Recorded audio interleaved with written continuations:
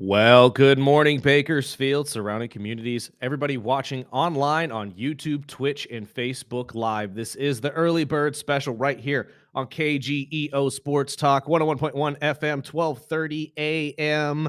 I'm Chris Burdick. That is Sparky. Sparky, good morning, my friend. Good morning. Let them know what they're in for.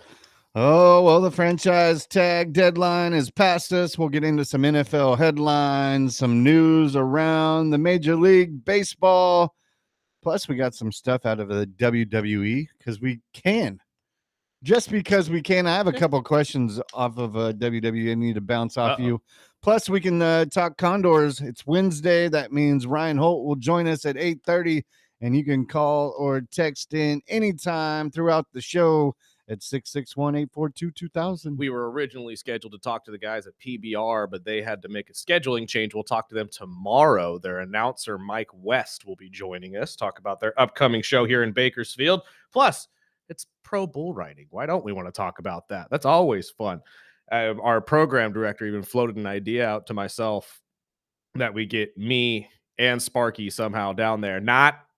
Let's not get crazy. We'll figure something out here. I'm not gonna have Sparky get on a bull, but maybe I will. God only knows. I hope you have good insurance. I do, thank God. So maybe it'll work out in my favor. God only knows. Should we start in baseball, my friend, or should we start in football? There's major stories to talk about in both, and I mean, let's just start in baseball because we can get it out of the way quickly. Two major players have been popped for PEDs in the last 24 hours. The first one, I'm not surprised by this whatsoever, but it's Jurickson Profar of the Braves. This is now the second time in the past year that he has been tested positive for performance-enhancing drugs. My biggest thing with this is he's still claiming he has no idea how. How do you not? At this point, everybody knows what is and is not banned on these lists, what you can and cannot use. And there's no way that you don't know you're taking something.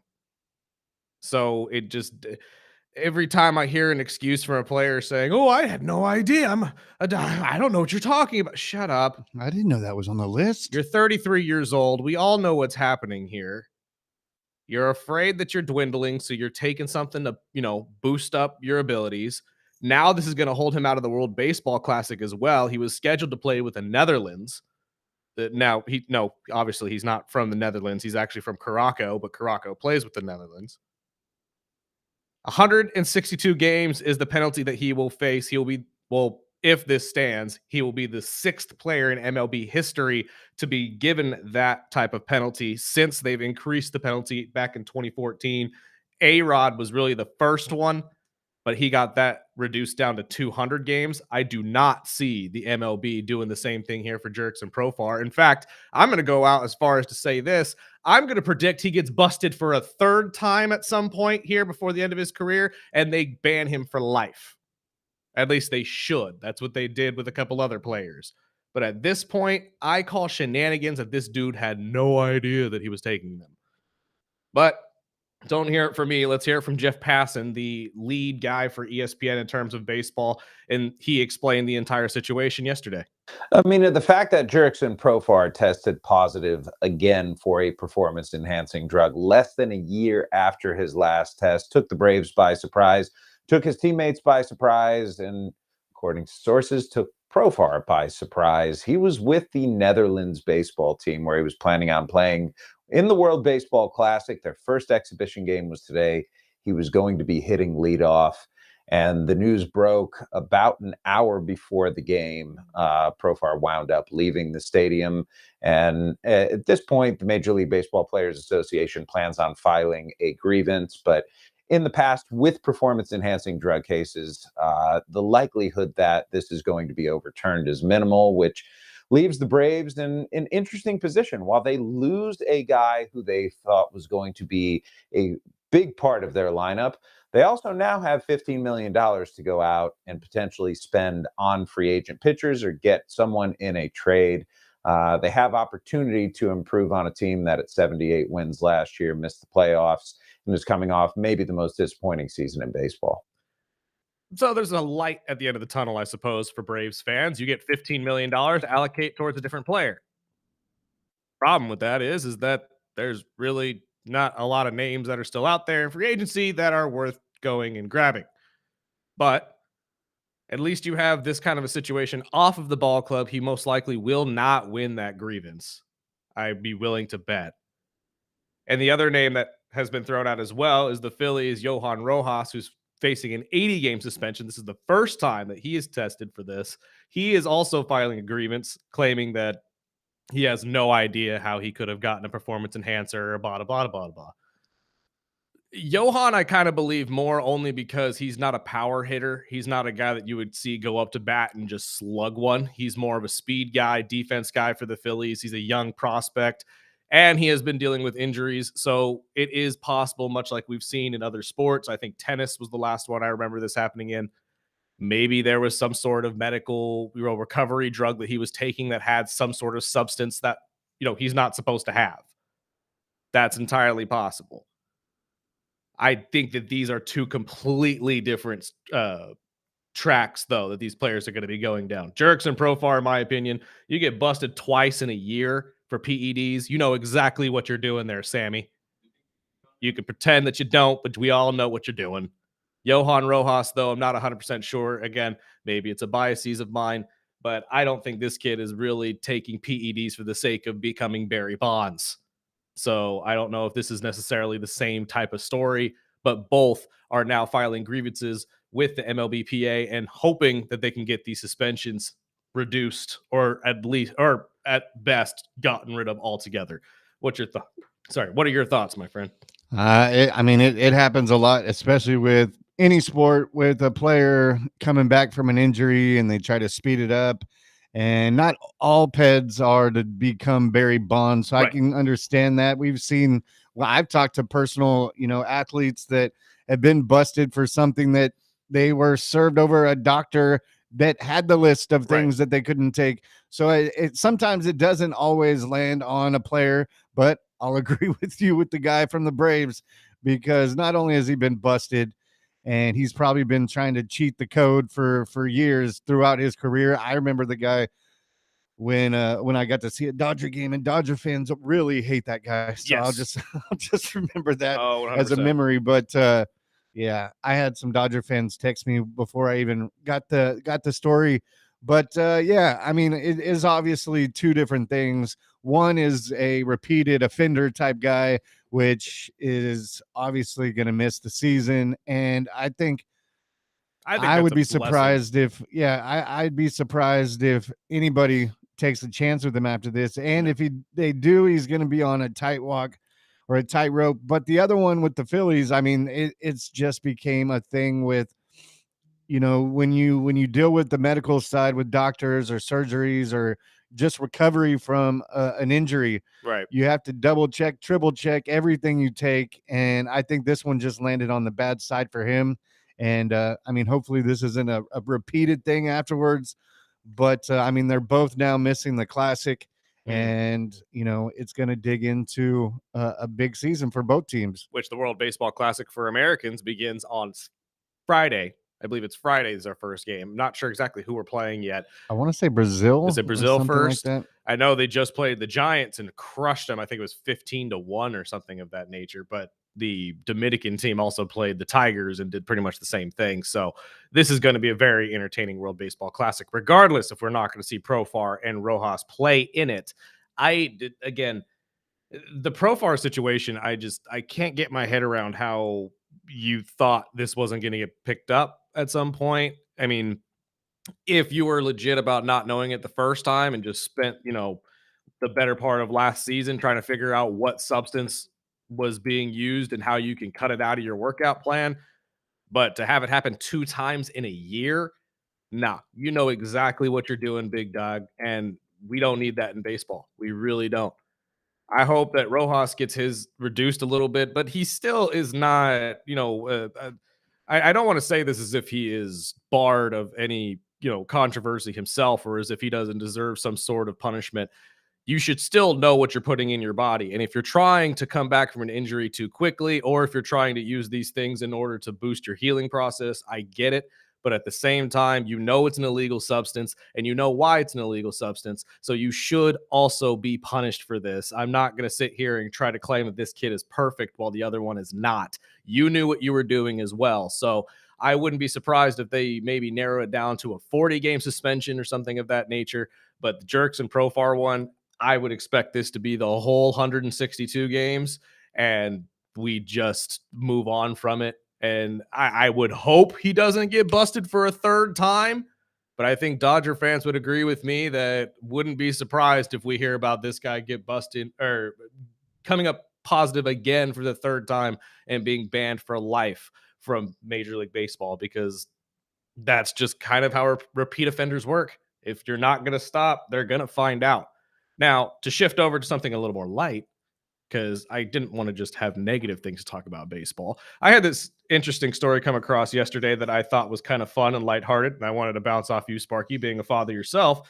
But Max Scherzer came forward and was talking about how the Blue Jays really came about their decision of extending or giving Max Scherzer an extension, I should say. And apparently Max's daughter had a lot to do with this. His young daughter sent a note or a letter, I'm sorry, to the Blue Jays. I have it right here. It's very cute, very simply written. I'm just going to try to read a little bit of it. It just says, "I am sorry that you didn't win the World Series. I hope that you win."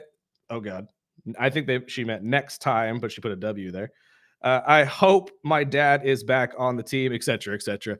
And they said that this note was so heartwarming and so loving that they just couldn't walk away from Max Scherzer. Now, of course, they probably already had plans to sign Max. Yeah, will you bring him back, A? Circle yes or no, A? And you get him for a $3 million deal. And this is a guy who is most likely a Hall of Famer. So you would definitely at least try to take a shot at this. But I love this story. I love the thought that Max's daughter, his very young daughter, I don't know exactly how young she is. Her name is, oh, Lord. She's 26. That would be hilarious.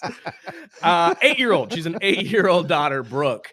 And I just thought this was a really heartwarming story. I love the fact that the Blue Jays came forward and shared this with everybody and said, yeah, Max's daughter literally wrote a letter to us, signed it herself at the bottom, put it in an envelope, and mailed it to the organization. And that is what they are saying led to them calling Max and saying, hey, you want to go one more round and see if we can get back to the big shot or the big game here and hopefully win this time for all of Canada? I don't know. How do you feel about this? I figured this might touch you a little bit. That's awesome. I mean, that's how you pull on those strings, man. I mean, I think they were going to bring him back anyway, but it's cool to put the nice touch on it. And I mean, just being a father, it's one of those little things. Yeah. And of course, he was all like bashful about it when they asked him and said it was the cutest thing ever and all of that. I love that. I love these stories, especially when it comes to girl dads, because you could see athletes melt when they talk about their daughters. I mean, Kobe Bryant, obviously being the biggest one that everyone talks about. But when you see these guys just like hear something about their kids and then just say, oh, yeah, that was the whole reason. That's why I'm back here. And I'm sure that had a lot to do with it, too, on Max's part. Having the team tell him, your daughter actually sent us a letter hoping that we would bring you back. And he said, excuse me? Because he probably had no idea about this until it actually got brought to him. And then when he saw that, he's like, well, if my kids want me to play here, I can't. I guess I'll play again. Yeah, it's like, you mean I have to go play with Vladdy and the guys again? Oh man. Shucks. We're just watching Bo Bichette look god-awful with the Mets already, so why not? I'll come back. And the grass ain't always greener, as it always said. I don't know. I thought this was a great story, and I'm happy to see Max back with the Blue Jays. Do you think that he actually makes the starting rotation, though? Because that is kind of the question mark here is, are we going to see him in a bullpen situation? Are we going to see him back as a starter? Or is this is this going to kind of be like a Clayton Kershaw situation like we saw last year, where it's essentially just one long retirement tour? Yeah, I that's what I think we're getting. Yeah. I think we'll get, hit and miss depending on how he pitches, but yeah, I think it's the farewell tour. Yeah, I mean, well-deserved farewell tour as well. I mean, Max Scherzer, again, I feel free to tighten me up if you don't believe so, but I say he is a Hall of Famer in baseball eventually. I don't think he's a first ballot, but baseball first ballots are hard to come by. I would assume he gets in eventually, though. He was one of the best pitchers of this entire generation, no matter what team he played on, multiple time World Series. I I can't see any reason for Max not to be in the consideration for a Hall of Fame unless something comes up, in this last year or post his career that we find out he cheated or something of that nature. But I doubt that ever happens. So I just think at this point right now, it's hard really to deny or have any other indication that he wouldn't be a Hall of Famer. So I would say, we give him the same treatment we give Clayton Kershaw. I don't know if he's as beloved as Clayton is, though, at the same time, because obviously Clayton played the whole time with one team. Maybe the next letter his daughter's writing is to the Hall of Fame. Well, if that's all that needs to happen for him to get in, I doubt that writers actually care. Give about a that. damn because they're hateful people. Heartless individuals. But no, I can't wait to see what we get out of Max Scherzer this last year. Baseball is going to be fun this year, especially and just overall. I mean, we're a little ways away from the baseball season starting. The World Baseball Where do you Classic. think the Blue Jays sit? That's the question mark with the AL East that I always have, because every single year we come in thinking, oh, the Yankees were just in the World Series, so they're going to be, the best team in that division. And then, like we got last year, the Blue Jays came out of nowhere and were the best team in that division. Just a couple years ago, the Boston Red Sox were the best team in that division, and now are rebuilding or retooling with Roman Anthony. I mean, I really couldn't tell you. The AL East is always a toss-up. I would like to say that the Blue Jays are the best team still, can get back to the World Series. But then you look at the Yankees, and if the Yankees could ever figure out how to play defense correctly, they could be back as well. So I really couldn't tell you. I know a lot of people don't want to hear that, but it's true. I mean, I go to my boy Garrow, and every year he picks the Dodgers and Yankees. Oh, of course. And again, that is the Lakers Celtics of baseball. That is literally the best outcome baseball could ask for a World Series. Why? Dinero. You don't get more money out of a World Series than you do when it is the Dodgers and the Yankees. It does not happen. There's no, I guess Mets and Yankees, but even then you're cornering yourself at this point. No one on the West Coast is going to give a damn about that World Series. Ew. But Dodgers and Yankees every single year, they would take that to the bank. Just fan bases would have nothing of it. They'd be absolutely besides themselves. Enjoy the season before the strike. Yeah, that's going to be, again, and we're seeing it with the WNBA right now too, not to make comparisons, but they're kind of flowing in the same direction. This is all going to be a financial problem. And we talked about that. We thought it was coming. And I think they're both true. It's true. The WNBA, I think, is very true. Problem is if they go into a lockout, they may have to fold altogether. That's the problem. Baseball is sustainable, at least. Baseball, you can sit there and argue and fight for a couple months, if not a whole season, and come back the next year as if it never happened. WNBA doesn't have that luxury. So baseball players, and trust me, baseball players are going to fight about this. Bryce Harper, every time he has been asked about it, has been very vocal, saying a cap salary is never going to happen. Never. Like, players do not want it. So they're going to have to come That's to why some I think it's going to be a long fight. I think, honestly, and the more I hear them talk about it, the more I'm starting to believe, I think we're actually going to see a cap, not a cap floor. I'm sorry. No, a cap floor, not a cap ceiling. I think we're going to see more teams actually be told you have to be the team that spends money. You have to be more active. Yeah, rather than this is as much money as you're able to spend. So we're going to see, but there is a lockout looming in both of those organizations. I pray to God baseball doesn't get locked out long. I pray to God WNBA doesn't get locked out long, but that's for their own sake, to be honest. Let's take a break. We'll get into some football stuff on the other side. Daniel Jones was slapped with a tag yesterday, but it was not the tag we all expected. It was the rarely used transition tag. And if you're like me, you probably sat there and said, what the hell's the difference? Adam Schefter broke it down beautifully on the Pat McAfee show yesterday. So we'll play that for you right after the break, and we'll, get an explanation together. This is the Early Bird Special right here on KGEO Sports Talk.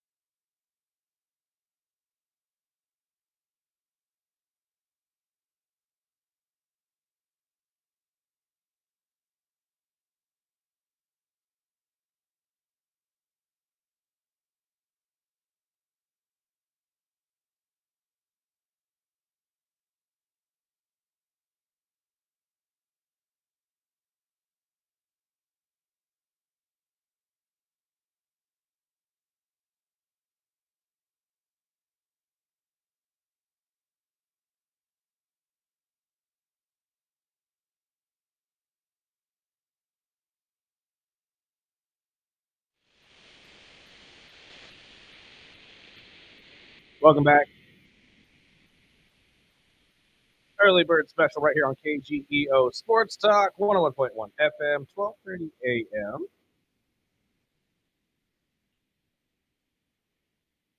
a.m. So yesterday we had talked about it, the possibility of Daniel Jones being slapped with the franchise tag by the Indianapolis Colts and the potential of them staying with him at least for another year.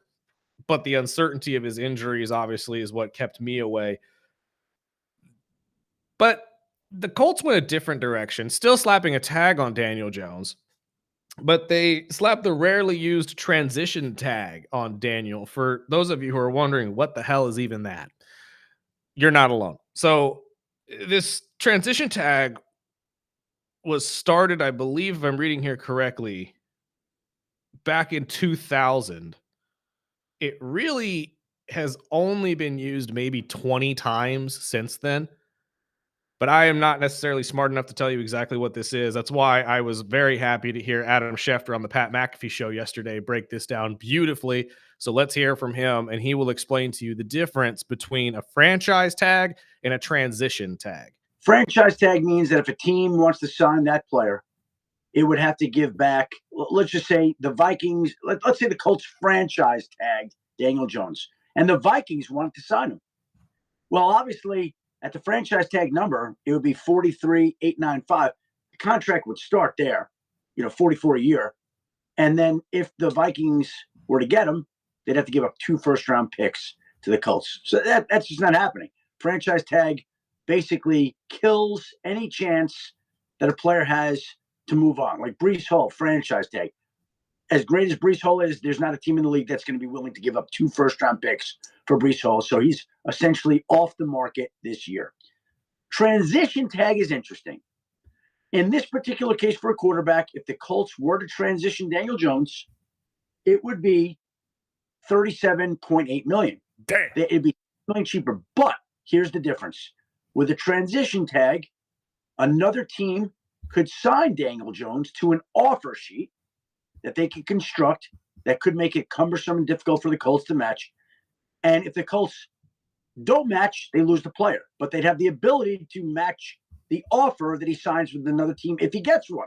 So they get a right to counter. They get a right to counter, basically, with the transition. To match. Right to match, okay. And if they match, it's good. They don't have to beat it. It's not like they can go back to the team again and say, all right, they matched that. Can we go up more? As is. They inherit the contract and change the name of the team back to the Colts on the transition tag. But the other team wrote it. It's probably not going to be in terms that are favorable for your team. They're going to make it difficult, although poison pills are illegal. You can't put them in there anymore. You remember the Seahawks once did that to the Vikings, or the Vikings did it on Steve Hutchinson. They put in poison pills, and he had to be the highest paid player on offense, which meant that to do that, you'd have to cut the quarterback, like tricks like that, right? Yeah, no, that's bad faith, I believe is what that is called there. So it's called shrewd business. Oh, yeah, shrewd. It depends on the eye of the beholder. So basically how it's explained and how I'm taking it, it's kind of like a restricted or non-restricted free agent in basketball. And if you don't know what that is, it's basically the same thing here. You're able to go test free agency, see what you are worth. If a team is willing to match what you are given here by the transition tag, which is $37.8 million for Daniel Jones. So if there is a team that's willing to pay Daniel in the $40 million range, like we talked about yesterday, he can sign with that team, and there's no harm, no foul. We all move on. I believe they probably get some sort of draft pick compensation for it, and the Colts have to figure out what they want at quarterback position. If it's Kyler Murray, if it's Tua Tagovailoa, whatever is still on, the smorgasbord of choices. Which would be next year's draft. Yes. But I don't know. Again, as I said yesterday, I don't think there's a team out there that's going to pay Daniel Jones this kind of money without, knowing his health or what they're going to be getting out of it. If we knew Daniel Jones was going to be coming back healthy and was going to be the same quarterback we saw last year for half a season for the Colts, I think there's a lot of people that'd be willing to take a chance with Daniel. I think the Colts just found a way to really make this a little more team friendly while still slapping a year contract on this kid as a bridge quarterback, just in case that he does not come back the same guy next year. and you still make some sort of financial room to find a deal for Trey Hendrickson, find a deal that's suitable for Jonathan Taylor to keep him there and happy. Shoot, find a deal for some of these wide receivers, maybe an Alex Pierce, who you're also potentially losing. Yeah, he's testing free agency as well. And yeah, it saves what $5 to $8 million if they would have franchise tagged him. The rest of them, though, are kind of interesting. I mean, outside of the quarterback position here, there's really only a $2 to $3 million difference between the transition kid tag and the franchise tag for most positions. In fact, kickers and punters is even less than that. It's only $6,000 or $600,000. But yeah, I think this is just the Colts figuring out a way. Okay, we're not really comfortable paying him $40 million, but 30, 35, that's actually not that bad. And they're testing that, or we're testing my theory essentially, that no one else is willing to pay him any more than that.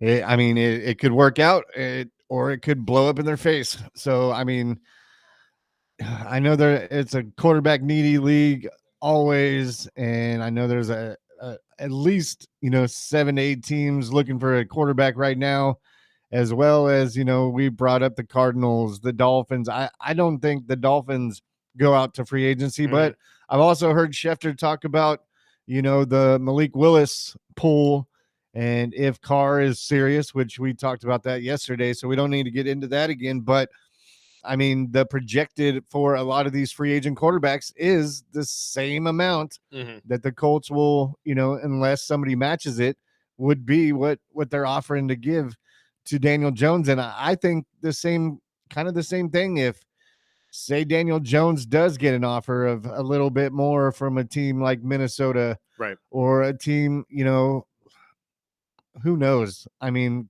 considering whether it's Pittsburgh, right, somebody that just jumps out and surprises us, that could really cost a team that really doesn't have a quarterback situation right now. right. Say Daniel Jones say, you know what, I'll take $1 million more and go play in Pittsburgh. 39, yeah. Yeah. And Colts are like, you know what, we'll see what we can find, whether it's the draft or maybe they talk a guy. I mean, they've done it in the past, talking to guys to come back out of retirement. And maybe that's a car destination. Possible. And that's even if the Colts don't want to try to match it, right? Because they have the ability to match this as well, too. The thing that the caveat that I'm interested in seeing, or at least seeing what happens, though, is if one of these teams decide to essentially structure the deal the way they want it, because that's the other part of this that Schefter was talking about. When or if a deal is made from a different team, they get to create the contract essentially, and all the Colts get to do is match it in money. Every other piece of that contract has to be the exact same.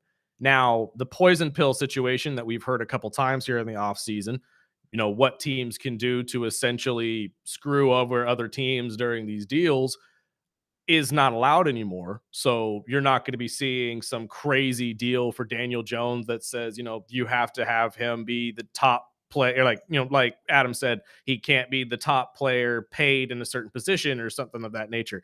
But they could still make it incentive driven that will financially hurt the Colts later on, especially when it comes to these deals that they're going to have to deal with Jonathan Taylor, who more than likely, when it's time, is going to get the most money for any running back in the league. He is going to be the highest paid running back. There is no way that I can see that going. There's no other direction I can see that going. So a team like maybe, I don't know, the Titans, somebody that just wants to throw a little caveat in their rivals' ideas here, or a little, monkey wrench in it per se, could absolutely mess with the Colts here by just giving him a stupid contract in other areas and forcing the Colts to match it. Yep. And we've seen it with running backs. I mean, no one would have expected, Barkley or Derrick Henry or any of those to leave their franchise team in the beginning. Yeah. But hey, if Jonathan Taylor even hinted at free agency, which he's already done a couple times, I mean, he's not willing to, he's not willing to, or I'm sorry, how do I put this? He's willing to walk away. That is not out of the realm of possibility for Jonathan Taylor. I feel that he is just going to say, I'm done here. I can do the same thing with somebody else. And if you're not willing to give him the money he deserves, he's going to walk. Yeah.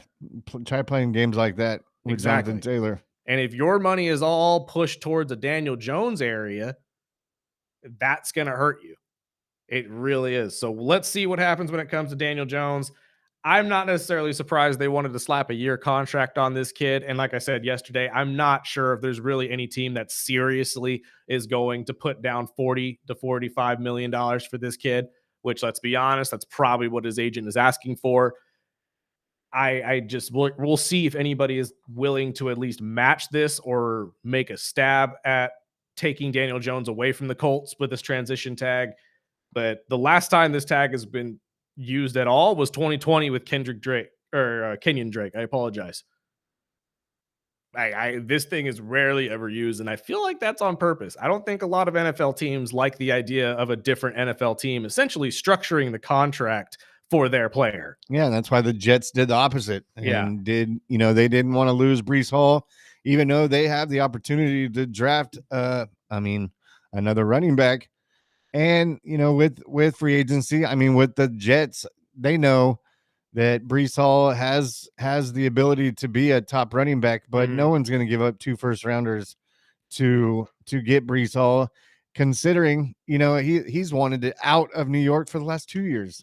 Which they're like, this is the only opportunity we're going to have to keep the guy, which I understand the guy is talented, but considering with how many issues and holes that the Jets have, I was surprised. I was too. Because that's a lot of money. I was more surprised just because all we heard last year was that this relationship between him and the team was souring, and he may not want to be there anymore. They may want to go a different direction. So them slapping the franchise tag on this guy, although again, a $14 million hit doesn't seem like that big really when we're talking about position players. But I was really expecting kind of like a Trey Hendrickson situation. I swear to God, if Cincinnati slapped the franchise tag on Trey, I would have gone to battle for this guy. I heard the Pat McAfee show say the same thing yesterday. Let this guy go, man. Let him go and do his thing. And thank God they did, because I felt so bad that this has been stretched out for so long. Just let it go. You're not going to want to give him the money anyway. Just take that money and spend it on rookies, because that's essentially what you want here on the defensive side. Oh, they'll go draft a receiver. Right. But Breece Hall, again, the idea of giving up 2 first-round draft picks for any player really in the NFL is a stretch. But a guy like Breece Hall, nobody's going to, no one's going to make that the price tag for a running back. So it's a safe bet that a $14 million contract for a year is a solid move for the Jets. And if you can keep around at least some of the offensive talent, you should be pretty decent next year if you can find a quarterback that's able to lead them. That's going to be the main thing, is you have to figure out who's going to be that leader going forward. It just seems strange with them because, they traded Sauce. They've traded a bunch of players. Yep. They've released and some key players. And I'm like, why wouldn't you just do the same with Breece? We've seen the relationship. You pretty much dismantled the whole defense. But Breece, you can't go anywhere. No. Okay. That's weird to me too. But again, maybe there's something they see that we don't. Breece Hall, when he came into the NFL, was getting more attention than Jahmyr Gibbs was. Yep. And he's still, 23, 24 years old? Yeah. So he's got plenty of upside. I can't necessarily say he's injury prone. He had 1 year that was banged up, or he was banged up, a lot of it. But outside of that, he's looked pretty consistent, and you give him the football and great things do happen. So the Jets need some sort of help. Maybe Garrett Wilson had something to do with this too. Maybe Garrett didn't want him going anywhere. So they sat there and said, okay, well, we can't upset the star player. Let's go get Breece Hall back. We'll see what happens, but the Jets are always going to jet, and I'm not going to be, expecting anything major to change there unless they find some gold mine at the quarterback position. And I don't expect that to happen either. Joe Namath is a one-time thing. The other story to come out of football, though, before we take our break, the Bears center Drew Dalman decides to retire at 27. Former Atlanta Falcon as well. I was shocked to see this. He was a Pro Bowler. Really started to show that he could be a star center in the league, especially with the Chicago Bears. And now Chicago has to go and find a brand new leader at that position. And that's one of the worst ones to lose. I know a lot of people say the left tackle is the most pivotal lineman position, and for a lot of ways, they're right. But the leader of the offensive line, the one that makes everything go, the guy who calls out defenses, that's the center. The center is the smartest offensive lineman on the field, always is and always will be. And this is going to be a massive change for the Chicago Bears next year, no matter who takes the reins. I would expect they're going to try to find somebody in the draft to fill this spot, but we may see a step back from the offensive line for the Bears next year without Drew Dalman. What are your thoughts? I mean, that was a big surprise. I mean, he's young. He just signed a 3-year deal last year in Chicago, and we saw all the positive things that are mixing up in Chicago. So yeah, it was a surprise to me too. So cap hit was about 14 mil in 26 or 2026. From what I understand, his retirement came because he saw what the game has done to his father long term, and he didn't want that to happen to him. We've heard JJ Watt kind of say the same thing. I know TJ Watt has said the same thing. They want to go out before, their body gives out on them. They want to be able to play with their kids long term. I get it. And maybe he's made enough money for himself at 27. He's been in the league for 5 seasons now, so that's a good amount of time and a good, chunk of change, really. I just I don't like it for the Bears. This is a really rough spot and really rough situation for them, especially since Edmonds has already been given permission to seek a trade as well. So they're losing pivotal pieces at pivotal positions. And after such a great year last year, it would suck to see the Bears take a massive step back this year because certain position players aren't there. And if you don't think Drew Dalman leaving the Bears is going to be that big of a deal, just wait. Because I'm telling you, without a competent center, I mean, look at the Philadelphia Eagles. Let's talk about them. They lose Jason Kelsey and the entire offensive line, which was the best offensive line in football. They didn't lose anybody else. All of them, from the right tackle to the left one. Awful season last year. We're seeing the same thing with the Chargers. I know we talked about their offensive line and the injury woes that they had last year, but their center retired. And then now this morning they released their left guard, or one of their guards, Becton, that they just brought in.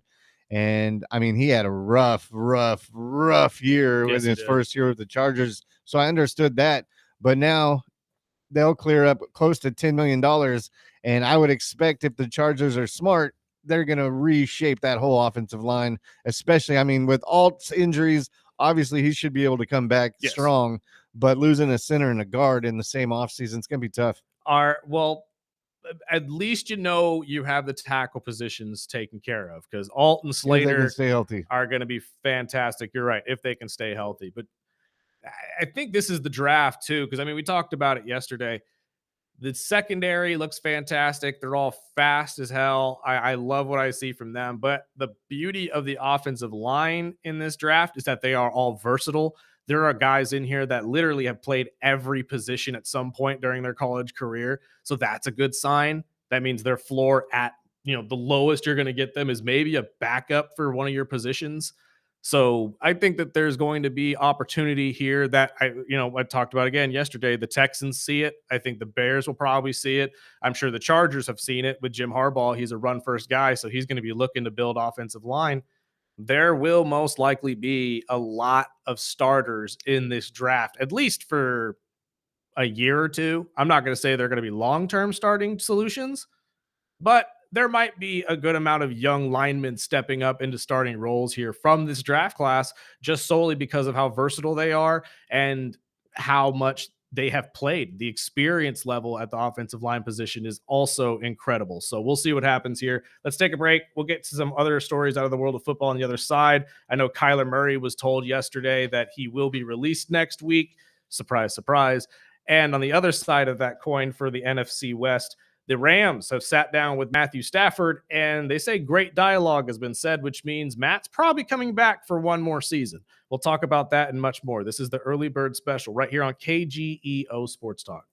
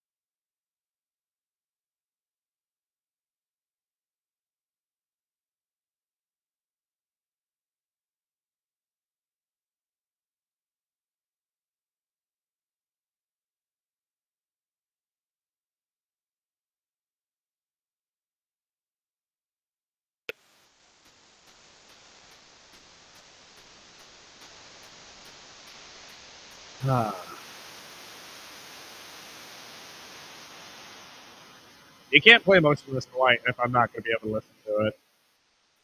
And I know this is I played Rhea's this as a song. reminder because I wanted to ask you about Rhea and this whole Jade thing that's going on the internet. Jade's been okay. Jade Cargill's going the Drew McIntyre route and using her internet fame to really draw heat, and I'm loving it. But what happened now? I didn't see now this. they're just saying that this push and all this is personal and all these things between Rhea and Jade actually go deeper. And what was the story this morning? It says a spicy social media exchange between Rhea and Jade is very real. It has nothing to do with the story going on, blah, blah, blah, blah, blah. And there's been taking shots. Me and KG were texting last night about that because he sent me some stories, and I was like, he might have sent it to me as well. I haven't gotten a chance to look yet, but I have. This is news to me, to be honest. But in today's world of wrestling, everything is on the table. Exactly, everything's on the table. It's the same thing with like what's going on between CM Punk and because I mean, again, I wouldn't be surprised if there is a real life beef between the two because Jade Cargill, not knowing a whole ton of people yet, she's new to the company. And when you're as big as she was coming in, it rubs people the wrong way, especially the ones that are already at that level because they had to work so hard to get there and you didn't. Yeah. I get it. There was pretty much the message he sent me was just talking about that Jade has had run-ins with management in the WWE. Doesn't and surprise me. Had to send her to the Performance Center a few times to kind of do a steam, like just, I guess she's been not earning good relationships in the locker room. And doesn't surprise me again. Her and taking shots at Rhea saying, you're the golden girl from Triple H and you don't have to work as hard as the other staff. And I was like, okay, I don't know if that's the one you want to pick on. See, again, this is the story of the superstar who was coddled at her last company, didn't have to work that hard because of who she was, comes to a different company who realizes she needs a lot of sharpening. Let's just say that, because at first it was very rough, not a great, let's just say multiple matches where women walked away with more injuries than they should have. Right. And now she's throwing shade. Again, I get it. You have the belt. You're the champ. You could say what you want. I feel like a lot of the back and forth on the internet between her and Naomi and her and Bianca and all of that are also probably very real at some point. But again, in today's world of wrestling, everything's on the table. I don't necessarily... I take everything I see from wrestlers, especially on social media, with a grain of salt. Because I can't tell... You have to. If you're building a storyline here, because again, you have very short amount of time to build this story, and we need a reason for this match. We need one. It's much like the Charlotte and Tiffy thing last year. Although, yes, we would love to see these two go up against each other. What's the reason? Why do they hate each other? Why do they want to beat each other into the ground? More than likely, you have to make something yourself. What did Tiffy do? Tiffy brought up the amount of divorces that Charlotte had. That sparked it. Maybe and see, that was the other conversation. I'm glad you brought that up because that was one of the things where KG, he's had what's the word? He hasn't been happy with the writing, I would say, with WWE. He has been very displeased. He's talked about it for months on the show, and I think it was one of those things. He said, "How does writers allow CM Punk to say stuff like that?" And I said, well, it could be that it was written, or it could also be that these legends get to ad lib, and we've seen it. We've seen it in the past. There's no way that was written. They may have told them, go find your wow moment or your own moment, but that definitely was not written. I heard Bubba Ray talk about it yesterday. If you know anything about Samoans, you know how serious they take their family. And that is on all parts, not just in wrestling. Every Samoan family is all about their family. So if you bring up a single thing about their family, there is some animosity there. Again, I bring up what happened last year in WrestleMania. The Rock, when he came out and had his whole bloodline tree and did that thing, and then Cody came out and trashed him. And what did Rock do? Behind the scenes, during an interview with Triple H, he walked up to him and told him, "You better fix that or I'm going to fix it for you." And he was not joking. That was not written. That was a very pissed off family that looked at Triple H and said, "You went too far. Stop messing with our family." But at the same time, you can't really throw your family out there in the middle of the wrestling world and not expect to be talked Exactly. about. It's easy. It's an easy target. And I loved it. I can't, just like you can't with social media, I can't say that they weren't aware of it before it happened. No, they were probably aware of the idea, hey, go get your own moment and all that type of stuff. But when you're talking with legends like CM Punk and Roman Reigns, he gets to say whatever they want. Exactly. They get to say whatever they want. So no, again, this is all just build up, more heat, more fire for every bit of matches that you're going to see at WrestleMania. And that's the thing. They need to sell tickets for this one. This is the second year they're in Vegas. And if they don't sell out that stadium, there's going to be some questions from Dana White, to be honest with you, because TKO ain't going to be very happy about it. Let's take a break. We'll get into all the other stories on the other side as well. There's an interesting story out of Iowa State that I wanted to get to. They dismantled their women's gymnastics team yesterday, and we'll hear from the athletic director on why. This is the Early Bird Special. We'll be right back.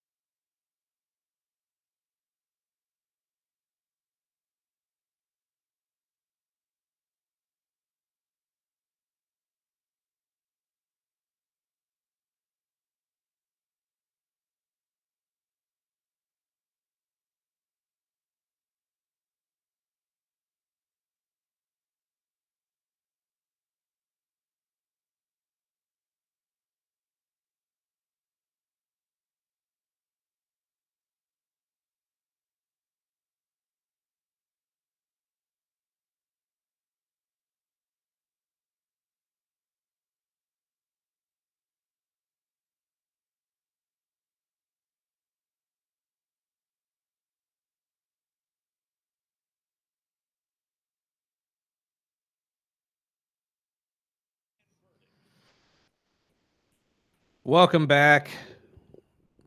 Early bird special here on KGEO Sports Talk 101.1 FM, 12:30 a.m. Sorry, I was just reading the story on the Vikings are mulling a trade for outside linebacker Mr. Grenard as they try to figure out their cap salary situation. They were 40 plus million over the cap salary. They saved about 18 and a half by getting rid of Aaron Jones and Jonathan Hargraves, which we talked about the other day. This would probably move about 8. I'm sorry. Where was the number? It's about 12 million, I believe, in cap space. So it would make a significant jump for the Vikings, especially since they need to figure out a lot of other situations, whether they're going to be keeping JJ McCarthy, how they're going to be able to pay some of the other players that are on this team, and how are you even going to put a roster on the field that's going to be able to compete against some great teams in the NFC North, whether it be the Packers or the Bears or the Lions, who are expected to make some sort of resurgence this year. This is going to be an interesting move and an interesting year for the Vikings. I know a lot of Vikings fans that are here in town, and they've been very, very, very deprived of some winning football for the last couple of years. So. Yeah, welcome to the club. Yeah, and that's very true. Speaking of salary cap, the Dallas Cowboys just announced another team that was way above the salary cap, even with the addition, which the NFL salary cap has continued to do every year, is raising the salary cap. But Dallas was $55 million over the cap, and they just restructured Dak, CeeDee Lamb, and their left guard Tyler Smith to restructure $66 million. So now they have a little bit of money to hopefully pay, all the draft picks they have, and probably decide what they're going to do with Pickens. That's the thing, is I keep hearing people's more and more talking heads say they should trade him. I think they should too. I don't know if you do. I think they do. They can't pay him and CeeDee Lamb that 40 plus. You're absolutely right, but that's where I was going to get to here is, call me crazy, why are we not talking about trading CeeDee? That's insane. I know it's insane, but here's the thing. If you're looking to get the most value, you did it last year with Micah Parsons, and we all said that was insane. Why is trading CeeDee Lamb off the table, but George Pickens is on the table? Because he's played 1 year with them. No, that's fair. Again, I'm just more saying this as like throwing out the idea here. If we're looking to get the most out of whatever piece you're trying to offship and save money at the same time, CeeDee Lamb would probably be the better choice, or Dak Prescott, but you're probably not going to get rid of the quarterback because that's a hard restart right there. Right. And these two guys that you just mentioned with CeeDee and Dak, they've been there so damn long that they don't mind restructuring deals to bring up the talent. Well. And, where Pickens is like, no, pay me. Yeah, he hasn't exactly seen that loyalty yet, but doesn't mean he won't see it. And he's brought up several times, I don't mind playing 1 year deals. True. Again, I don't know. It's 40 plus. If I'm just saying, we saw Jerry Jones last year make the most absurd trade in the NFL when he moved off of Micah Parsons. So, and we talked about it with, what was it, G. Williams, when we talked about that kind of worked out. Yeah, it did. I mean, for both sides, if anything. But that's why I'm saying, like, I don't think it's out of the realm of possibility that we see a move for somebody else. Like, I just still keep that in mind with Max Crosby. I think if they can trade Pickens and save some of that money and put it into the defense, that might be a good idea. Which we're talking about Jerry. So how crazy would it be? That's what I'm saying. I don't think it's out of the entire. I don't think it's out of Jerry's head to potentially move off of a guy like CeeDee just to see what he can get for it. Yeah, I also see them picking up Jalen Phillips. Absolutely, and that is the other talking point too of when are we going to see some movement in the Max Crosby area? We've been told that it could happen as early as this week. I still think the Raiders find a way to keep him there, or at least, convince him that playing with them until the trade deadline would be the best option. But they are asking for a lot for Max. I think it's a warranted amount, though. I think that he definitely is valuable. And for what they're asking, I mean, if you're going to sit there and say Micah Parsons is worth that much, I'd argue that Max Crosby is as well. 100%. Max makes plays on damn near every defensive snap. And I'm not saying Micah doesn't either, but I'm just going to say it. One's better in the run game than the other. Yeah, and can you imagine how good he would be with a couple more guys on that That's what I'm defense with him? saying. Like if you put And him across from an Aiden Hutchinson. I was looking at the Vegas odds. Bears are still at the top. Are they? The Raiders at right under it too, but Dallas, Buffalo, and Tampa are the close. Oh, don't put him in Tampa. No. And that was another report I saw from Schefter this morning. My boy can't bend his knees. You're expecting Michael Penix to be able to run away from Max Crosby. He expects Mike Evans to test free agency, but his heart is in Tampa. Yeah, that one is. I don't think he goes anywhere either. But again, it's kind of the same thing with Max Crosby. They just fit those teams. Right. Seeing them in any other jersey would just be weird. I know we say the same thing about a lot of other players, Jerry Rice being one of them. Seeing him in a Seattle Seahawks jersey almost looks like it's AI, but no, that actually happened. I mean, Michael Vick in a Pittsburgh Steelers jersey looks like AI. It actually happened. So the possibility of these guys making one more run, with one of these other teams is possible. I still think of Jason Taylor in a Jet uniform or Zach Thomas in a Cowboy uniform. What's the worst one in your opinion? Which one was the one that you just could not imagine seeing? Like personally for me, and I know again, I didn't exactly watch his career, but it was Joe Montana. I was just going to say that, man. Joe Montana and Kansas City was disgusting. Chief was just wrong. Yeah, it was. It didn't seem right at all. It seemed fake when I first saw it as a kid. Because again, when you hear Joe Montana, all you think is 49ers. That's it. It's the gold helmet, the red jersey, throwing the ball at the back of the end zone to Clark and winning and all of that. Like that's all you think of with Joe Montana. It still scratches my head seeing, guys like Derrick Henry not in a Titans uniform. So, I mean, it's been a couple years and it still doesn't look right. It still doesn't look right. That one I've gotten over. I mean, Tom Brady, if it didn't work out with the Tampa Bay Buccaneers, would have been one of those situations to me. But because he won with Tampa, it's just another Tom Brady uniform. I don't know if for my money, the worst one that I can honestly think of right off the top of my head would be Joe Montana. Yep. That's the first thing that came to my mind. And I still think, keeping it current, I think Josh Allen, I think this is probably his last year in Buffalo. And seeing him in a different jersey is going to be weird. It's because, again, for the entirety of his career, he is the Buffalo Bills. He is the Buffalo culture. So it's much like, you're right, much like in Mike Evans or Max Crosby. Seeing these guys in different jerseys is weird. I know that's just the league nowadays. And the likelihood of one guy playing with one team his entire career is very minuscule. That's why I kind of hope Mike Evans goes back to Tampa Bay, though. So he goes down as one of those guys that played with one team the entirety of his career, even if they don't have a legitimate shot next year. And they do, let's be honest. Tampa Bay wasn't that bad. They got banged up a lot, but yeah, that was the dealing with injuries. With the wide receiver core that they have, Baker Mayfield at quarterback, and honestly, Vita Vea on the defensive side with a couple of those pieces that are still fantastic, Tampa Bay could easily win the NFC South next year and make a run. So it's not out of the realm of possibility he goes back. And that was another one that Ian Rappaport brought up. I know the last couple of years, it hasn't been as strong as early years, but even tied in out of Philly with Dallas Goedert, he's testing free agency. And they're like, man, when you think of Dallas Goedert, you didn't expect him to ever leave Philly. Right. But another story that came out, which I know Dallas Goedert has. Sorry, I know you keep bringing up Dallas Goedert, but the fact that it always makes me laugh remembering what happened when he was drafted. Because the Dallas Cowboys were very excited to take Dallas Goedert. And then the Eagles jump up right in front of him and take him. If Dallas doesn't utilize this situation and go after Dallas Goedert for the tight end position for them, I'd be very, very surprised, especially with how much they coveted him during his draft run. But it just keeps making me think, like, the fact that he's leaving the Eagles now as there is a possibility that Dallas goes and plays in Dallas. I just thought that was interesting. Sorry. No, I was just going to bring up the Dolphins. They sold 1% stake yesterday. Really?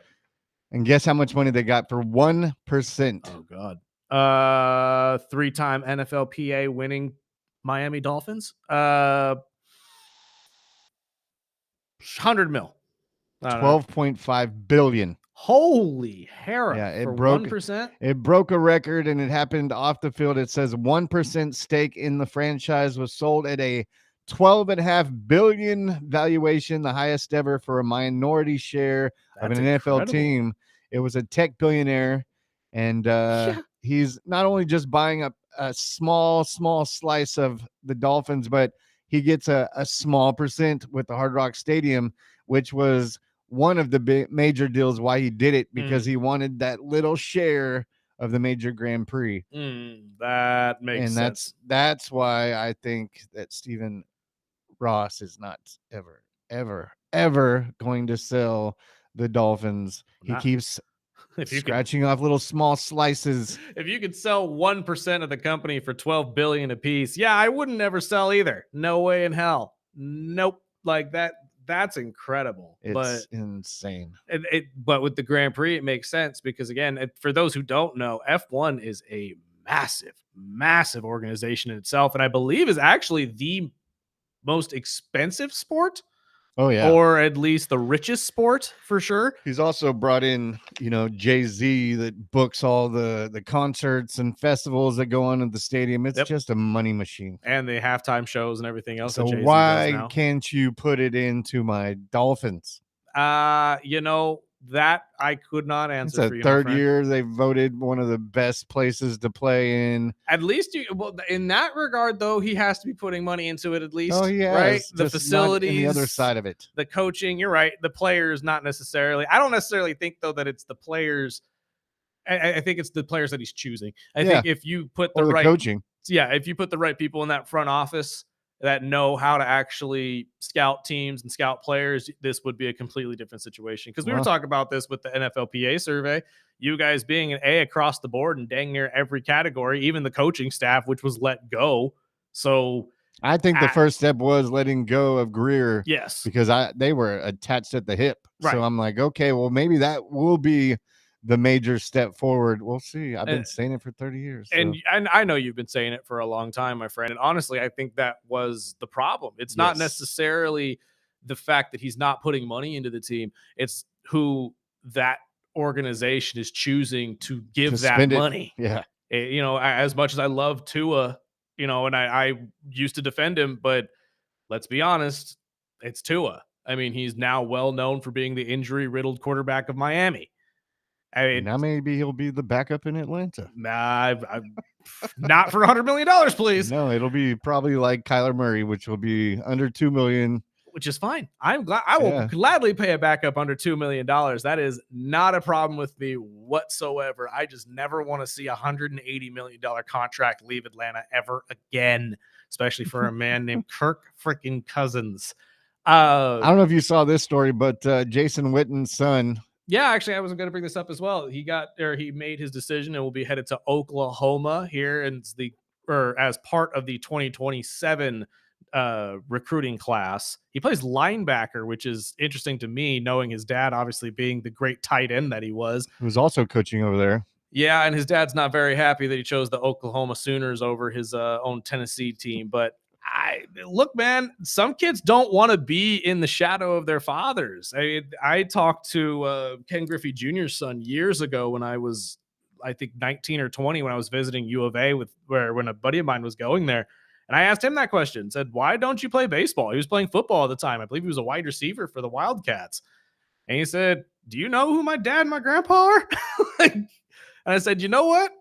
That's true. That's damn true. Like, why would you ever want to try to live up to their name, especially if they're a legend at that position or that sport? It's almost impossible to live up to. I mean, look at what Shadour's going through right now. Shadur is always going to go through that just solely because he's Deion Sanders' son. He could be a golden church boy for the rest of his career, and they'd still look at him as if he was just Deion's son. So I get it to a point. Him playing linebacker, though, is going to be interesting. And for a defense like the Sooners, who have been one of the best defensive teams in college football for the last couple seasons, this is going to be a good look for him. Now, in today's NIL world, though, how long does he stay there? That's going to be the question, and how much playing time he sees. Right. But it's cool to see. I love to see that that the Witten family will be rejoining the NFL at some point, maybe at a different position. But who knows? Maybe the NFL will convince him to go play tight end instead. And this, we couldn't be a show if we didn't bring up the Brady Gronk video yesterday with Gronk and Brady. Well, I mean, really, it was Brady. I don't know if this is the retired Brady that's got a little mouthier, Probably. or I mean, just him and the whole Logan Paul. If you haven't seen the video, it is out on Instagram. It's everywhere. If you just look up Brady and Gronk with Logan Paul. But the video yesterday that I had 5 or 6, listeners send it over to us. Is this a work, or is this just them two guys that know how to use the media to sell merch and tickets? It's hard for me to say either way, to be honest with you, because I know Brady is a brilliant businessman in his own right. And it's hard for me to believe that Brady would insult the WWE multiple times, knowing full well what they're bringing to his stadium here in 6 weeks. But it is Tom Brady. And I think that there is a sense of truth to this. I don't think he respects wrestling. I really don't. I think that it comes from a place of ignorance. Sure. He's never been a wrestling fan, I'm sure, which is fine and it's fair. I think there's a lot of people who listen to our show that say that all the time. Why the hell are these two guys talking about wrestling? I hear it all the time. I heard it on Blech and Abdallah right on Friday. Actually, I can't remember which one it was. I think it was Chris Blech. He said, what happened to ESPN? What happened to the station that I used to love? We're now talking about wrestling. And I'm like, you talk about that as if it's an insult, dude. Right. Like, really? Like, you're that against it that it's almost insulting to you? Like, it's wild, but at the same time, it's how some of these people genuinely think of the product. So I wouldn't be surprised if Tom legitimately feels this way and gives zero respect to wrestlers. So the video doesn't surprise me. Again, I was expecting him to walk over Gronk and be like, hey, you guys got anything like him over there? A real athlete? And then if I'm Logan Paul, I'd be saying, have you met Brock freaking Lesnar? Roman freaking Reigns? Guys who easily could have probably played professional football? The Rock? The Rock? Yeah, no kidding. I mean, again, Roman had a shot. Brock all had a shot in working out for the NFL. It didn't work out in their favor, but they found fantastic success in different areas. So I mean, even I had to back with Gronk because he wasn't saying anything bad. He was just, hey, Logan this, and he's proven that he is a badass athlete. I'm glad Gronk at least backed him in that area. But it's just like the fact that he's still bringing it up, and maybe it's just because everybody has been talking about it all for the last 2 weeks. Take it. I mean, Seth gets on all these ESPN shows all the time now. Cody's getting all these shows. Yep. And honestly, let's play the Seth bite because this goes hand in hand into this. And Seth Rollins was asked last week during the entire Elimination Chamber press run. I believe he was on Unsportsmanlike. And they brought up Tom Brady. And our guy, Evan Cohen, believes that Brady's going to have some sort of hand in WrestleMania, maybe a match, or maybe he just walks out there and, welcomes everybody. And then that's when Randy gets to RKO him right before his match or something. But this is what Seth Rollins had to say about Tom Brady and that potentially happening. I don't think Tom Brady has the guts to show up I don't think he has the guts to show up and do anything at WrestleMania. He called the WWE wrestling cute as he was comparing it to other athletes. It's cute. It's a cute thing you do. He said this to Logan Paul in one of his interviews. Says the quarterback. Yeah, says the quarterback. Right? Exactly. Wait a minute. When has Tom Brady ever backed down from a challenge? I am defending Tom. All right, defend Tom because Tom's not going to defend himself. He's not going to show up and do anything about it. He's going to chirp from afar, and then he's going to go play flag football, and he's going to go put on a suit. And he's going to get in the broadcast booth, and he's going to be great at it. Why don't you guarantee that you would wrestle him even with a busted shoulder right now? I would guarantee that I would wrestle Tom Brady. So even if you're not cleared, you'll get in the ring with Brady. First of all, yes, 100%. Tom Brady cannot. He would not stand a chance against me, even with one bad shoulder. It wouldn't matter. Yeah. Wouldn't matter. I don't care. That's one arm more than Seth needs to take out Tom Brady. I don't care what kind of die. I don't need any shoulders to stomp Tom Brady. All I need is a good foot, and I got 2 of them, so I'm set. All right, we're good there. Yeah, Tom, all the respect in the world, Hall of Fame quarterback, first ballot, we think. Who knows anymore? Yeah. Multi-time Super Bowl champion, MVP, all the accolades. He really came on strong in his second season as a broadcaster. Love listening to him. Brother, you're not getting in the ring at WrestleMania. He doesn't have the guts. He doesn't have the guts. It's not as cute as you think. I love it. I love Seth, man. And he's right. He's absolutely right. I love Chris Canty in the back too, just absolutely stirring the pot. But he's absolutely right. I don't think Tom's got the guts to even test it. And we've talked to Evan Cohen, and he's a big wrestling guy. I would love it, but knowing WWE and how they treat their guests, even if we saw Brady, it would be all pro Brady.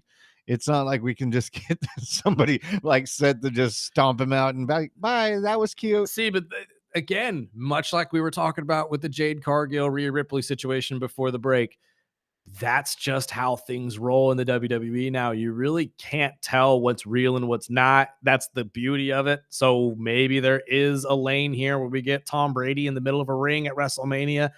And the WWE would say yes to that solely because of the money that would come with it. And plus their relationship with Vegas, like you mentioned. Exactly. So which I personally would put a bet that we see Brady at WrestleMania in some sort of fashion. Especially with Randy going out on ESPN saying, I really want to RKO Tom Brady. Yes. Can now, we make that happen? Yeah. And, I think it's Brady in the business side. He's a genius when it comes to that. He knows where to poke players or poke listeners, viewers, whatever. And I think with him having Logan out playing flag football, which hopefully it still goes on, because now, we talked about it a little bit yesterday, but they're trying to officially move this so it still happens. Right. But it's going to be a weird couple weeks for WrestleMania, to be honest, because I think we're going to see a lot of promotion that isn't normal for wrestling. We're going to see a lot of cross promotion with different sports. We're going to see a lot of just other athletes speaking out about the product, either in a positive or negative light. And to be honest with you, I'm waiting to hear from George Kittle. Where's George Kittle in all of this? The WWE's biggest fan in the NFL realm right now. I mean, that guy is all over the place when the WWE and the NFL are connected. So how does he fit into all of this? And I honestly wouldn't be surprised to see Gronk as well at some point if they decide to bring Tom in. I think Gronk would probably be the one taking the bumps from him or for him. Sorry. Have Kittle come out to save the WWE and Gronk come out. And then you set up some sort of like Miz and Kittle against Gronk and Brady or something of that nature. You know what I mean? Something fun, because we've gotten it every WrestleMania for the last couple of years. I grew up watching Lawrence Taylor in it. So Snoop Dogg a couple years ago, obviously Stone Cold Steve Austin coming out in Tyson. Now Brady. It is not something that the WWE is against doing, so I wouldn't be surprised at all if we see him at some facet. I just think Seth's right. I don't think he's got the guts to take a bump. And it's funny, as wrestling fans, we're talking wrestling on our side because we're big wrestling fans. But the other side, man, if you watch that video and see all the comments, they all bash wrestling. They're all, Brady's 100% correct. I'm like, hey, man, look, man, both Pauls. We've talked about Paul with boxing, with professional boxers, which we're hoping to get Germ on here shortly because he's got a big fight coming up. Yes. And man, that is one of my favorite 559 fighters we brought in. This kid, man, is going to be the future. But going back to this, I really hope it doesn't turn into that, because I hate John. Oh, I know a lot of fans that would just sit there and say, God, I really don't know if I want to see this. But think of it this way, with all the smack talk that Brady has been doing, would it not be really fun as a wrestling fan to see Tom Brady eat something, either a stomp or an RKO, something quick that, he can just jump with, and they could teach him how to take it so he doesn't get hurt. If the wise men can take one. Yeah, exactly. If a 60-plus-year-old Paul Heyman can take a bump, you can take a bump. And Paul Heyman took a chair shot. And a stomp. Yeah, so I'm pretty sure Tom Brady can do it if he wanted to. I don't think he would say all this stuff if there wasn't a plan to do something. See, I don't know. Because again, like I said when we started this conversation, could be just that he genuinely feels that way, and this all comes from a place of ignorance. because there is If true Logan level of wasn't that. playing in the flag football, I would think so too. You know what? I kind of agree with you, but again, I said this the other day. I think the only reason they invited Logan in general is just because of his social media following. I Right. don't think they care that he's a WWE superstar. If they cared he was a WWE superstar, they would have grabbed other WWE superstars to be a part of this. Right. And as far as I know, nobody else has been invited outside of him and John Cena. Even Oba is jumped in the mix of this. Right. So And I don't Oba know. is a former shot putter, dude. Like these guys are all athletes now, too. That's what I don't understand with Tom. Tom's acting as if this is someone like me jumping into a wrestling ring Or a and bull. just, and we did have a messing listener. around. We did have a listener that said, please let Burdick get on a bull next week. I want to see the video. See, that's what I'm saying. I know exactly who that is too, and you're wrong for that, Austin. But raise some money for Honor Flight. there you go. If you guys put some money forward for Honor Flight, we'll talk about it. How about that? We'll see what we can do with that. And speaking of Honor Flight, if you haven't signed up already, go to the honorflightopen.com and sign up to be a player, a sponsor, or just donate to Honor Flight before we get to our tournament here in 2 weeks on the 23rd at Bakersfield Country Club. It's something that benefits the Honor Flight Kern County, and it is a massive charity that does some great things for our veterans, takes them to DC and lets them see their memorials for the first time, because a lot of these people don't believe they deserve to go, and they absolutely do. So if we could figure out a deal, maybe like Sparky said, we can get some donations going. Maybe I'll get on a bull my dang self. I'm sure you guys just want to see me hurt myself. That's fine. Be haters. That's all good. I am all for it. Bring it on. We'll see what happens. Let's take a break. I know our guy Ryan Holt will be joining us any minute here to talk Bakersfield Condors. They pulled off a major win yesterday on field trip day against the Colorado Eagles. So we'll talk about that. Plus their upcoming matchups against Tucson this weekend. They're home. They are at home. So we'll be able to talk about that and much more in the world of hockey. This is the Early Bird Special right here on KGEO Sports Talk.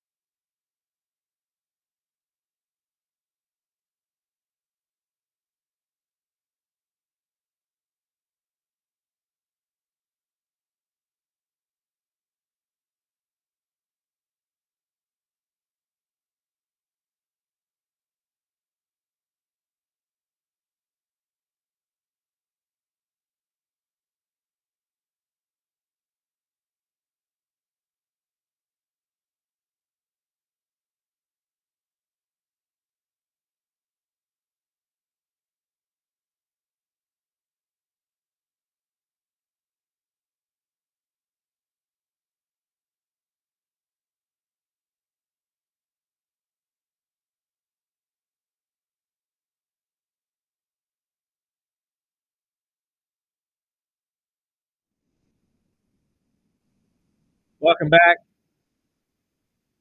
Early Bird Special right here on KGEO Sports Talk, 101.1 FM, 1230 AM.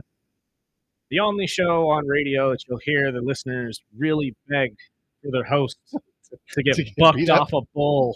And probably from an anti-wrestling fan. Yeah, more than likely. More than likely. Unless it's the one I think it is, and then he's a massive wrestling mark, which I don't understand. Why you hate me, brother? I don't get it. But we got to talk Bakersfield Condors as our Condors pulled off a massive win yesterday against the Colorado Eagles. It was field trip day, so it was an early game. But to talk all things Condors plus all things hockey, we are talking to our friend Ryan Holt of the Bakersfield Condors. Sir, good morning. Good morning, guys. How we doing? Oh, can't complain. I wore an old Condors Town hat for you and everything, and you're not even on video today. I'm disappointed. Yeah, we're running around. I'm actually at my daughter's first pediatric visit. We had our daughter over the weekend, so stepped out for a bit. All good, and sorry I couldn't join you on video. No. You're absolutely fine. If dad duties always come first, that is a rule. Massive win for the Condors yesterday against the Eagles. What did we see? Yeah, I think really well played opening 40 minutes, jumped out to a 3-1 lead. And, as we talked about, Colorado is one of the, there's a group of four, right? It's Colorado, it's Ontario, San Jose, and Bakersfield, right? Those are the four top dogs, in the Pacific Division, all kind of separated by 5 points. So, when you play these teams, it's kind of the litmus test for, are you a good team or are you a team that can, really go and make a run? And I think what the Condors have shown now is, they can play with the best, in the division consistently. And, we were able to come back on Colorado last week. And I think, that might have been in the back of the Eagles' heads, going into the third period. They came out flying and, came out to a 4-3 lead and scored 3 quick goals and a couple of weird bounces. But, they take a lead. And then, as this Condors team has done so often, get the extra attacker on late in the game and find a way to tie the game, force it to a shootout and, got the shootout win. So, big 2 points here for the team. As Colin Chalk says, winning's hard all year. Winning's especially hard now. This was a grind of a week for the team. They played 5 games in 8 nights, and it wasn't even nights really, right? Like it was a morning game yesterday, so it was really 5 games in 7 days. So, right. That's a lot of minutes for these guys. But great to see them persevere. It was a great crowd. Kids were energetic, and it was a fun atmosphere. And now a day off today and then get back at it for the weekend. Absolutely. We got Tucson this weekend, but before we get to that, the last couple games we talked about last week were very pivotal for the Condors to kind of make some room here. I know we split last week against the Eagles as well. We dropped one on Sunday against Ontario, but what does it look like for the team? I know you mentioned last week that this is a tricky time for the AHL due to all the trades and whatnot and the call-ups. Are we seeing anybody on the move right now in the team, or are we going to have the same guys that we were hoping to have going out? Yeah, Josh Szymanski got recalled earlier in the week, so he's up in Edmonton right now, and we'll see what happens. The trade deadline comes Friday, so that'll come in around noon Pacific, and we'll see what ends up happening. I would expect the Oilers to be active, whether that means that they're active at the NHL level or using some AHL pieces, to bolster their NHL team. That remains to be seen. But I think, there's enough depth on this team right now that, there's going to be, guys, being able to fill holes depending on what happens, right. Regardless of what happens at the NHL level. So, it was good yesterday to see, Quinn Hudson and Ike Howard both score. Those are 2 guys, obviously, that, kind of drove the bus for the middle part of the year in December there and really had, a coming out party, and they've grinded a bit here over the last couple of weeks, and Quinn still leads the rookie scoring race. He leads all rookies in goals, but he hadn't scored since mid-January. So just shows you how good he was in December. But so I think getting them going is big down the stretch, and if we have those pieces in place, I think this Condors team is primed for an opportunity to really have a special spring. Well, that's what we've been pumping up, and with the Condors only sitting just 5 points out of the top seed with a big matchups against Tucson this weekend. What should our fans expect from this matchup, and how important are these games coming up this weekend? Yeah, Tucson, much like Calgary when they came in a couple of weeks ago, this is a desperate Tucson team, right? We were on that in that kind of scenario last year, right? Scratching and clawing, just trying to fight our way into the postseason. Whereas this year it's a matter of when, not if. There is postseason. So I think from Tucson's perspective, this is a desperate group that's looking for any points that they can get. And I think what you saw against Calgary was we had 3 different leads, but Calgary kept firing back, right? They kept battling back because they knew that any type of point against us would be huge for their playoff chase. Same thing with Tucson, right? They're right on the bubble right now. 2 games this weekend. They're in Ontario tonight, so they're going to do everything they can, and I expect them to bring their best game. Which when they're at their best, they're a pretty good team. Their goaltending has been suspect this year. The defensive side of the game has been suspect, but they can score enough to give you problems. And I think those type of teams, if you don't play the right way, if you don't, have your A game, you can be beat. And I think, when the Condors have their A game, are they a better team than Tucson? Absolutely, 10 out of 10 times. But they don't play games on paper, and you got to go out and prove it. And, I would expect a really locked-in Condors group this weekend, especially when the trade deadline passes, because then who's on the team, what's going on, everything's kind of set. And then you can just go out and kind of have that freewheeling type of nature to this group. Right. You touched on it there a little bit, but this is kind of a trap game situation, I would assume, in other terms. How does hockey kind of approach that compared to other sports? Because you guys obviously have different things you have to plan for within the game. So how do we kind of go about not falling into the trap game? Yeah, I would say, much like, football, it's probably easier to beat a bad team, right? Even if you're not playing your best, right? Because it's such an individualized sport at the big positions, right? That, skill can kind of take over. Hockey is a different beast, right? I mean, there's, bounces, goaltender can be hot one night and you just run into a hot goaltender, and it doesn't matter, how good the team is. But Tucson for us is a good matchup, from our perspective. They're a group that, has some skill, has some, offensive flair to them, but they give up a ton defensively, which means, if you're giving up a ton defensively, if the Condors are doing their thing to get the offensive side of the game going, you're going to find the back of the net. It's not like baseball where you can run into a really good pitcher and he can shut you down, but then you got to get to the bullpen, right? And, much like hockey, eventually it's going to break. But the Condors need to earn their chances. And at the end of the day, if the Condors play the way they should, it should be a good weekend. Absolutely.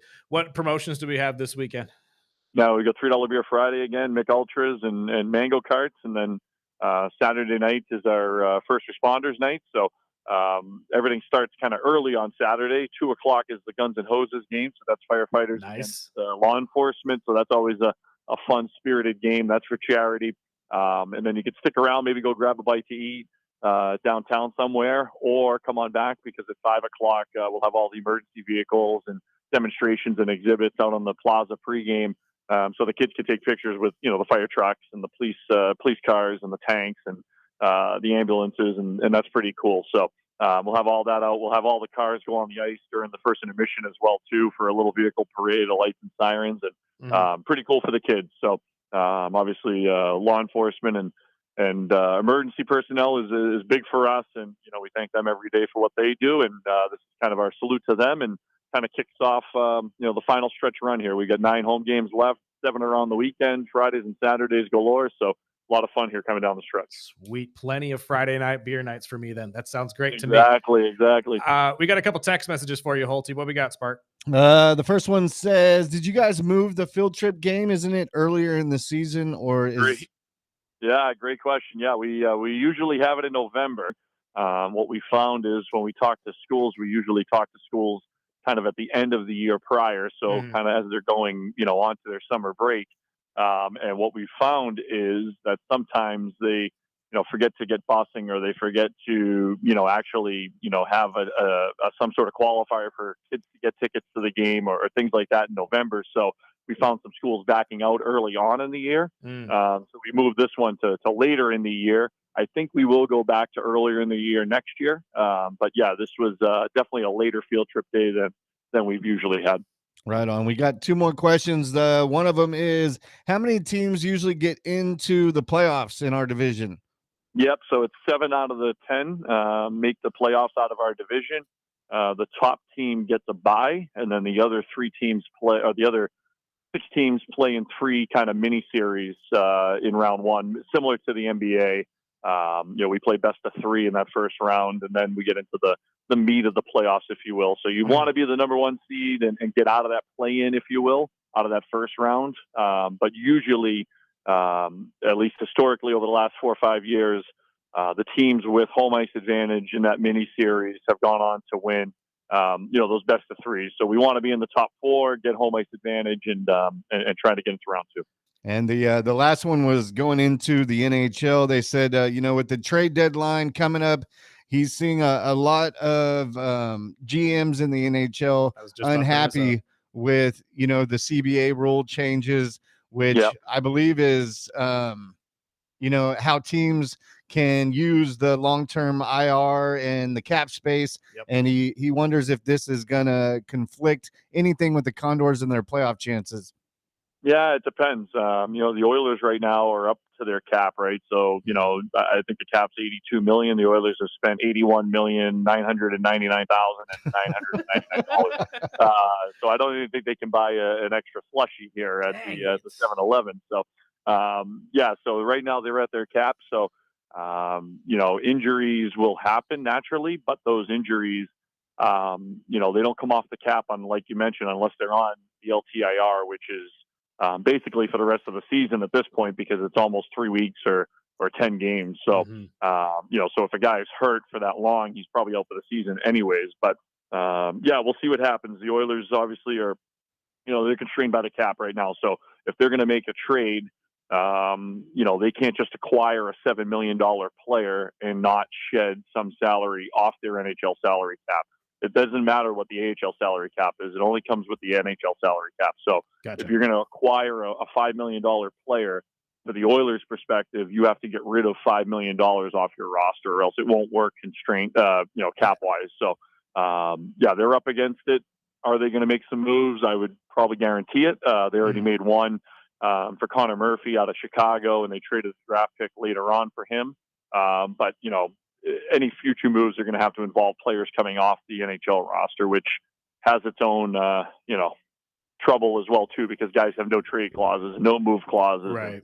I don't want to play where it snows, or I don't want to play where it's sunny. So it's definitely way above my pay grade. But Bill Scott, who does a lot of our GM work for us as well too, assists on that side. But he's the salary cap guru. He's got all the nuances to the CBA, so he does a great job, and I like picking his brain because I'm interested in that type of stuff. So it's pretty cool. Oh, absolutely. And I'm glad you answered that question for me, because that was going to be my next one, is how their salary cap connects to ours, or if there was any connection. Yeah. So they only have 23. So you're only allowed 23 players at the NHL level for a total of $82 million. That includes players on IR. That includes anybody on your active roster. The Oilers only have 21 players on their active roster because those 21 players make $82 million.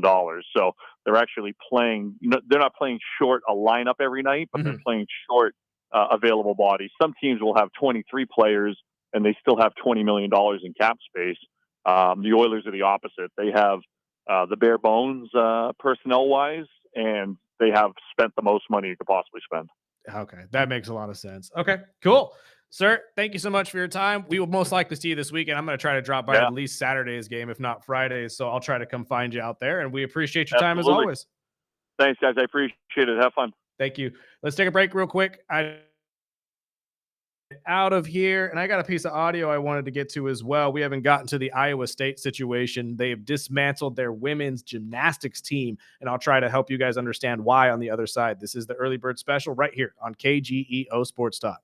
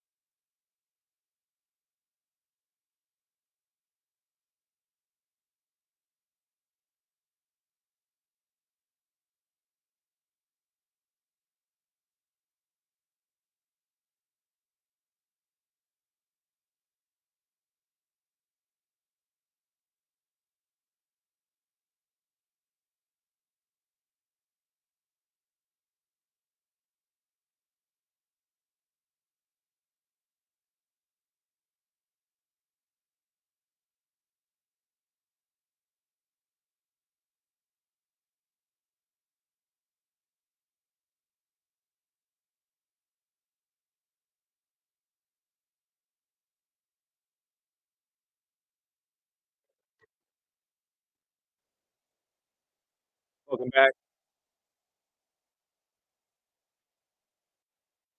Early bird special right here on KGEO Sports Talk. We don't got a lot of time left. I probably won't be able to play the audio for you. We'll hear from A.D. Pollard tomorrow. I will keep the Jamie Pollard audio just to hear from the man himself. But the Iowa State College, or Iowa State University, I apologize. Cyclones have decided to dismantle their women's gymnastics team amid a ton of just inner issues between apparently the coaching, the athletes, and the parents themselves. I'm not 100% sure what was happening because they didn't give very many details. All they were saying is that this is a ongoing issue that's been happening as far back as 2018 when they were investigating things. The initial investigation led them to fire the coaching staff. They brought in a new coaching staff, but then a couple years later, the same problems persisted again. So they made another investigation happen. And within that investigation, they took the information to their board. The AD pretty much put a group together and said, look at this information and tell me what you think I should do. They told him, dismantle the team, take those resources and put it towards a different women's sports team, whether it's something that's already a thing now or you make a different one. From what we understand, the plan is to probably create a new new women's sport for Iowa State. They are heavily considering, I believe, wrestling is actually up there. It's huge in Iowa, believe it or not. And again, we'll get into this tomorrow. There were actually 448 athletes participating in the state tournament alone. And then the other one I see here is women's flag football. Might be making a couple colleges have actually created teams. No bare knuckle. No bare knuckle. No, we're not going to get MMA in No college. pickleball. Although they should. Why don't we have mixed martial arts in college? That's a good point. Maybe we can talk about that tomorrow, too, when we get a little deeper into this story. I apologize. I meant to talk about this more at length today, but we didn't get around to it. There was a ton of other things we needed to talk about. But we will get into that and much, much more tomorrow. So join us, won't you? 7 to 9 a.m. as always. You can join us on all social media platforms as well. Instagram, TikTok, Facebook, YouTube, Twitch. We're all over the place. Just look up the Early Bird Special. Like, share, subscribe, all that type of good stuff. But until then, we will see you guys tomorrow morning. Sparky, let's get out of here.